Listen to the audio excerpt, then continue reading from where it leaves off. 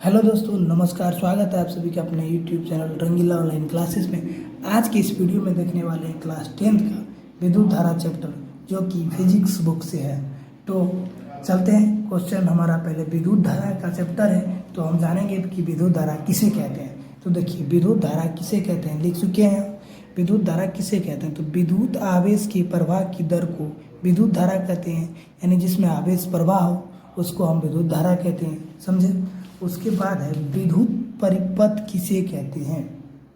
तो देखो, विद्युत परिपथ जो होता है, किसी विद्युत धारा का सतत तथा बंद पथ को विद्युत परिपथ कहते हैं। अगला टॉपिक है, पदार्थों के परमाणु की संरचना 3 मौलिक कणों से होती है। यानी पदार्थ का जो परमाणु का संरचना होता है वो 3 मौलिक कणों से होता है, इलेक्ट्रॉन, प्रोटॉन और न्यूट्रॉन। इलेक्ट्रॉन जो होते हैं ऋणावेश होते हैं दोस्तों। इलेक्ट्रॉन कैसा होता है, तो ऋण आवेश होते हैं। और प्रोटॉन जो होता है धन आवेश होता है, प्रोटॉन धन आवेश। और न्यूट्रॉन जो होता है वो इसमें अनावेशित रहते हैं, इसमें कोई भी चार्ज यानी आवेश नहीं रहते हैं दोस्तों। तो ये हो गया। तो इलेक्ट्रॉन बात करते हैं कि इलेक्ट्रॉन का खोज किसने किया। तो इलेक्ट्रॉन का खोज जे थॉम्सन ने किया। प्रोटॉन का खोज रदरफोर्ड ने किया और न्यूट्रॉन को खोज चैडविक ने किया। इतना आपको समझ में आ गया दोस्तों।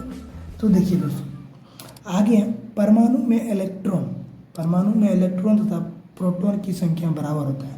परमाणु में इलेक्ट्रॉन और प्रोटॉन की संख्या बराबर होती है। इलेक्ट्रॉन को खोकर कोई भी पदार्थ धन आवेशित हो जाता है और इलेक्ट्रॉन को पाकर कोई भी पदार्थ ऋण आवेशित हो जाता है। यानी किसी भी कोई भी पदार्थ उसमें इलेक्ट्रॉन यानी किसी दूसरे इलेक्ट्रॉन के दूसरे पदार्थ के पास चल जाता है तो जो धन आवेश हो जाता है इलेक्ट्रॉन।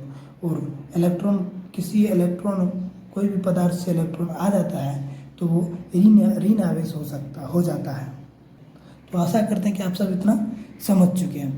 तो दोस्तों, अगर आप चैनल पे नए हैं तो चैनल को सब्सक्राइब कर लीजिए और बेल आइकन दबाना ना भूलें। अगर वीडियो अच्छा लगा तो वीडियो को लाइक भी कर दीजिएगा। और बात करते हैं अब आगे विद्युत धारा के चैप्टर में। और आगे क्या है, आगे है चालक है, विद्युत रोधी है, चालक पदार्थ है, विद्युत रोधी पदार्थ है। तो देख लेते हैं चालक और विद्युत रोधी किसे कहते हैं। तो चालक किसे कहते हैं, देखिए ऐसे देखिए दोस्तों, ऐसे पदार्थ जिनके होकर विद्युत आवेश उनके एक भाग से दूसरे भाग तक उसे चालक कहते हैं।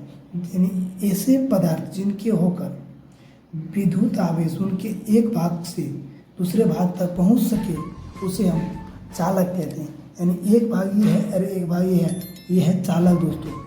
इससे यहाँ से विद्युत आवेश यहाँ तक पहुँच सके, इससे यहाँ से इससे जाए और यहाँ तक आ जाए, तो इसको हम क्या कहेंगे, चालक कहेंगे। जैसे कि एक एल्युमिनियम का तार होता है वो क्या है, चालक है। और टंगस्टन का तार है वो क्या है, चालक है। तो ये सब चालक होता है, चालक समझ। अब देखिए समझेंगे विद्युत रोधी किसे कहते हैं। तो विद्युत रोधी किसे कहते हैं समझिए दोस्तों, ऐसे पदार्थ जिनके होकर विद्युत आवेश एक भाग से दूसरे भाग तक नहीं जा सकते। यानी यदि ये भाग है, एक भाग ये, यहाँ से यहाँ तक आवेश नहीं पहुँच सके तो ये विद्युत रोधी है, यानी ये चालक नहीं है दोस्तों। तो इतना आप सब समझ चुके हैं। चालक पदार्थ किसे कहते हैं देख लेते हैं। चालक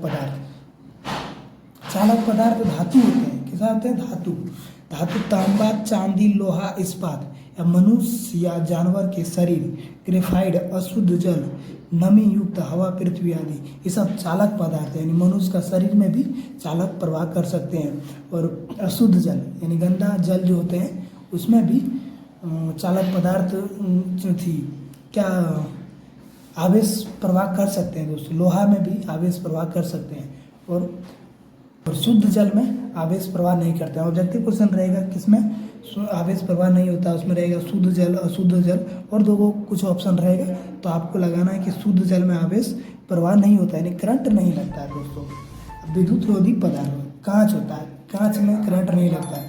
देखते हैं दोस्तों, जो कांच का बॉल होता है उसको हम नीचे से पकड़ते हैं, उसमें करंट नहीं लगता लेकिन बल्ब जलता है। मोम में विद्युत रोधी पदार्थ है। लाह, चमड़ा, एवोनाइट, रबर, लकड़ी, शुद्ध जल है ना, शुद्ध जल, रुई, प्लास्टिक, रेशम, रुआ, सूखी हवा, कागज, चीनी मिट्टी इत्यादि इसमें करंट नहीं लगते, यानी ये विद्युत रोधी पदार्थ होते हैं दोस्तों। तो मिलते हैं किसी नेक्स्ट वीडियो में, तब तक के लिए जय हिंद जय भारत। चैनल को सब्सक्राइब करना ना भूलें।